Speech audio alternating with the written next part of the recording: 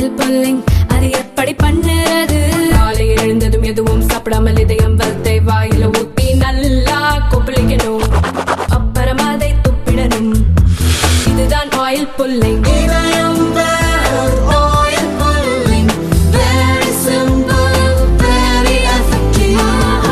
ஈரானுக்கு எதிராக இஸ்ரேல் மற்றும் அமெரிக்கா கொடுத்துள்ள அச்சுறுத்தல்கள் சர்வதேச சட்டங்களை மீறும் செயல் என்று ஈரான் தெரிவித்துள்ளது.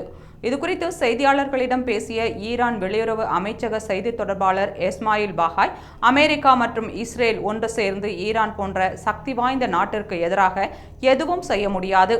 ஈரானுக்கு எதிராக இஸ்ரேல் தொடர்ந்து செயல்பட்டு வரும் நிலையில் இரு நாடுகளுக்கும் இடையில் அமைதி பேச்சுவார்த்தை எப்படி நடைபெற முடியும் என்று கேள்வி எழுப்பியுள்ளார்.